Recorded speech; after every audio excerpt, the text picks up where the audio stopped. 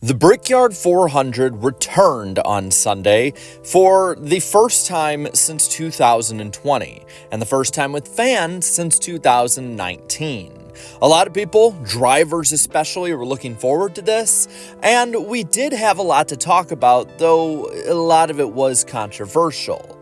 So, what's the takeaway from the 2024 Brickyard 400, and what can we look at moving forward that will make this event stick on the NASCAR schedule long term better than it did last time for the last decade or so before its removal? Let's jump on into it. First off, the racing. I mean, what'd you expect? Indianapolis Motor Speedway is not a track that has had historically great stock car racing.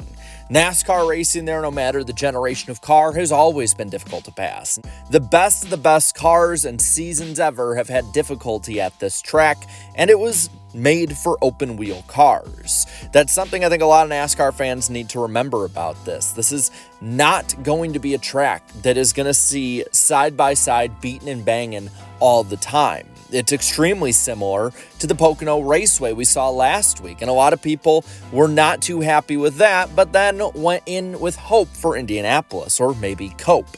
And I think that the difference is that Pocono is a historic track. Indy is the historic track. This is one of the most hallowed grounds, if not the most hallowed grounds in all of motorsports, and it was treated as such by just about everybody there. I think that when you look at the past couple years, at the road course, for instance, the experiment, worth it. I really think it was worth it to give it a shot, as if it worked, then we'd have good racing at Indianapolis for years to come. It didn't, though. It didn't hold the prestige. It didn't hold really anything that brought people to Indianapolis. And plus, with the next-gen car especially, the racing kind of sucked. It was not all that good. And I think that Jordan Bianchi also pointed out a really big point that made people even more disappointed when it came to this year's race at Indianapolis, when it came to the racing at least, and that is that it was the week right after Pocono. It probably doesn't help to have back-to-back weeks that are highly reliant on strategy and aero to get the drivers forward in the pack. I think that had this been, say, wedged between Michigan and Richmond, or maybe when they redo the schedule, wedge it between Michigan and Watkins Glen, to have a huge change of scenery right before the playoffs, I think a lot of fans would probably be a bit more open to Indianapolis, even if it doesn't have the greatest racing. Also, I want to point something out here. The Xfinity race was generally viewed pretty well. Now, while I didn't like the race as a whole, no one can deny that that finish was incredible. It was awesome, and a lot of people pointed out it looked like an Indianapolis 500 at half speed. But that is not the way to go long term. A lot of people are just going to say, why don't we do the Xfinity package there? Had a fun finish, had a fun race, similar to the fun finish and four-wide finish to that stage a couple years ago. The problem is we've went down this path before. We have had it where the horsepower is brought really low. You want to have drafting be a huge piece of it at these bigger tracks. And we saw it with the 550 package not work. We've tried this experiment before, and while it gave us a good finish this time, I don't want fans, and especially I don't want the industry jumping the gun thinking that low horsepower is the answer for everything. It's the easy out to try and get a really good moment or photo or video clip from the track, but it's not something to get long-term, at least decent or semi-decent racing at this track and in general. It's not the next-gen fix. Now, moving from the racing itself, a big part of the Brickyard this year was the hype. There has been hype ever since they left the oval, and we had our first disastrous, in many ways, race at the Indy road course. People wanted to know what this new car would be able to do at the hallowed grounds of Indianapolis. And with it, too, you had not only those fans that had a lot of hype for it. Not only did you have the media pushing it with a lot of hype for it, but you had a lot of eyes and attention on this race from the drivers themselves. The way that they talked about winning the Brickyard 400 sounded about like the Daytona 500. And there's not many races anymore that drivers seem to not give a damn about points and championships and all of that, and just want to go balls to the wall and flat out race for the win. This is one of those races, and for that, it is very unique. Daytona is probably the only one I can think of that is strictly like that, and then maybe you could add in the Southern 500 for a lot of those who enjoy the historical aspect of the sport, and probably the Coke 600 being at home, the 4 crown jewels. But really, other than Brickyard 400 weekend and Daytona 500 weekend, you don't hear this much reverence for a race and track from the competition themselves.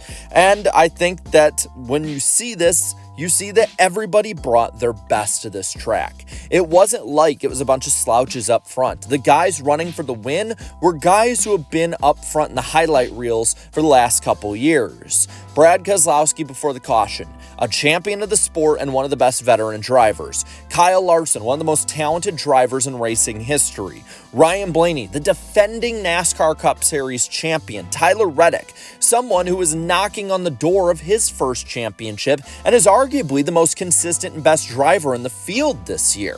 Chase Elliott running up there. He's a champion of the sport and one of the best drivers out there. So you have the best going for this race even before it went to hell in a handbasket.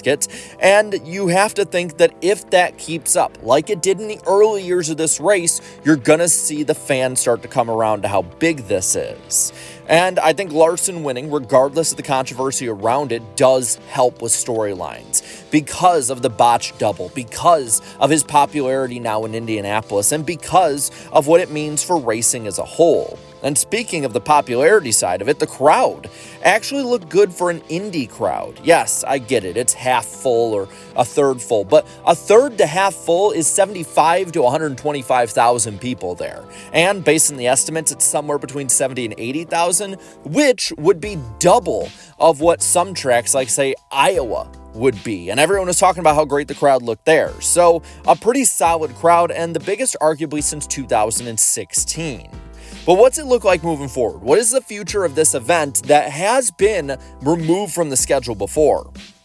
NASCAR is good at year ones, but in the past, they've not been as good at year twos and on. The only one that can be really called a success has been Chicago. I like David Land's Indy 500 approach to this. You need some build up to this race. You need to have at least some practice sessions, qualifying that makes sense and highlights the drivers for those at the track and at home. Maybe a single car qualifying for that event, similar to what you do at Daytona for the 500. Something like that. You need storylines going into the weekend other than just the racing itself. You need to know who's good, who's the favorite, who has to come from the back, and how good they might be able to come from the back or move forward. You need to have some buildup. Outside acts and different concerts can help too. Deals with tickets also, whether it be, say, 16 and under, get in free or whatever it is right now, those all can help. But you need something that'll bring those hardcore NASCAR fans and those hardcore racing fans in Indianapolis in. And for me, I think that in the future, if they have a bye week in the summer, put Indianapolis as the first race back. Have them there for a solid week or so, testing and doing different activities at the track and in person so that people need to come for more days, need to buy more tickets, and it's not just basically a 2-day show. But with that, I want to know what you think of the 2024 Brickyard 400 and the Brickyard 400 moving on from this point. Let me know down in the comments below.